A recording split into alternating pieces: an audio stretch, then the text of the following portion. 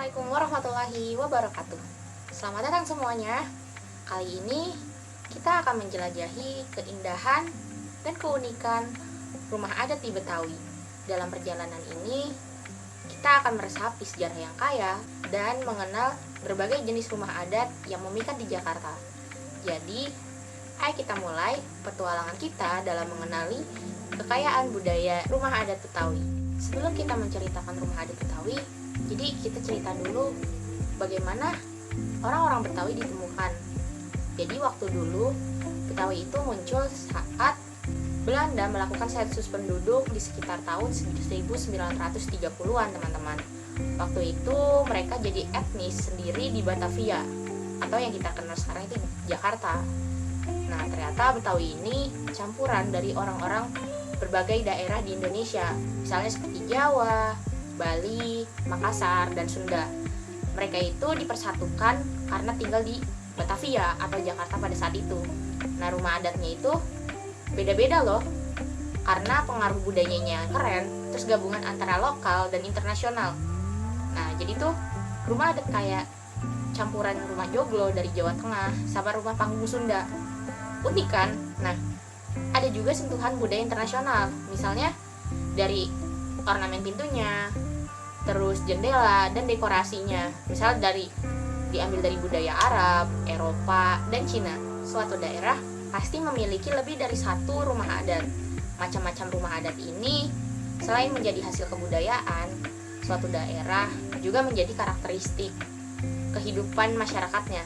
Nah, misalnya tuh Betawi. Di antara banyaknya rumah adat Betawi, namun yang tercatat itu cuma satu, yaitu rumah kebaya. Meski yang tercatat secara resmi itu rumah kebaya, akan tetapi rumah adat-adat tersebut masih ada loh di Betawi dan dilestarikan oleh penduduk setempat hingga saat ini. Yang pertama, ada rumah kebaya. Nah, mungkin teman-teman, kebaya itu yang terfikirkan adalah pakaian adat tradisional. Nah, mungkin rumah ini pun belum dikenal luas oleh banyak orang. Padahal, rumah jenis ini sudah diakui secara resmi sebagai rumah adat Betawi.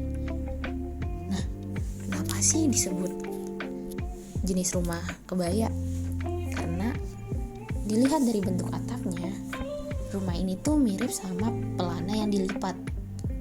Kalau kita melihatnya dari samping, maka lipatan-lipatan itu akan nampak seperti lipatan pada kain kebaya. Si pemilik rumah itu membagi dua area. Satunya untuk publik, untuk ruang pribadi. Area ini tuh hanya bisa dilihat oleh orang-orang tertentu saja. Contoh saudara atau kerabat dekat. Ada pula kamar khusus bagi tamu di rumah ini, diberi nama khusus Paseban. Juga Paseban ini dijadikan tempat beribadah apabila tidak ada tamu yang menginap. Yang kedua ada rumah gudang, yaitu rumah Betawi ini biasanya ditemukan di pedalaman. Bentuk rumah ini tuh memanjang, layaknya sebuah persegi panjang. Atapnya memiliki struktur pelana di atas, dilengkapi dengan ornamen jurai dan perisai. Lalu struktur kudanya dipakai untuk struktur atap pada rumah gudang. Rumah adat ketiga yaitu rumah panggung. Nah, rumah ini tuh mirip banget sama rumah si Pitung, yaitu salah satu tokoh ikonik orang Betawi. Bangunan ini tuh biasanya ada di daerah pesisir pantai, teman-teman. Tinggian rumah panggung itu disesuaikan dengan daerah pesisir. Misal, terjadinya pasang air laut, rumah ini masih aman dan tidak terendam air. Rumah joglo. Mungkin ketika pertama kali mendengar kata ini, teman-teman langsung terlintas rumah joglo dari Jawa.